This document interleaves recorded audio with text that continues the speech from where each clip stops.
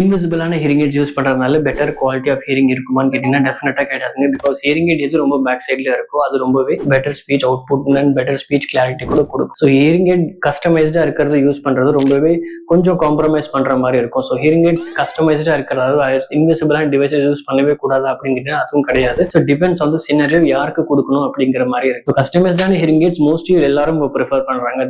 But ethically and as audiologist கஸ்டமைஸ்டான hearing aids நான் prefer பண்ண மாட்டேன். Okay, I will not appreciate as well. So எது hearing aid back side இருக்கு that gives more clarity and more convenient for the patients as well. அதே மாதிரி ஒரு even affordable prices கூட உங்களுக்கு நல்லாவே இருக்கும். Whereas custom devices is like it gives you more financial burden as well. அதே மாதிரி உங்களுக்கு customized ஆன hearing aids with respect to fine tuning or any adjustments if you have to do, you have to face the consequences. அது நிறையவே issues நீங்க face பண்ற மாதிரி இருக்கும். Whereas hearing aid எது back sideல இருக்கோ that is more convenient and easy to wear the devices. So அந்த மாதிரி hearing aid யூஸ் பண்றது patient உடைய ப்ராப்ளம் இல்லை. It's only because of the social stigma. வெளியில இருக்கவங்க யாராவது தப்பா சொல்லுவாங்க அப்படின்னு. ஸோ மோஸ்ட்லி வெளியில இருக்கவங்க யாராவது ஹியரிங் எய்ட் யூஸ் பண்றவங்க தான் தப்பா சொல்லாம இருந்தாலே அவங்க நிறைய இடத்துல பெனிஃபிட் ஆவாங்க. எப்படின்னு கேட்டீங்கன்னா ஃபினான்ஷியல் ஆஸ்பெக்ட்ல ரொம்பவே பெனிஃபிட் ஆவாங்க. as well as when it comes to the group conversations or one-to-one interactions, இல்ல அதே மாதிரி டிஸ்டன்ஸா இருந்தா யாராவது பேசுறாங்க அப்படின்னாக்கா அது அந்த ஸ்பீச் பெர்செப்ஷன்ஸ் எல்லாமே ரொம்பவே நல்லா இருக்கும்.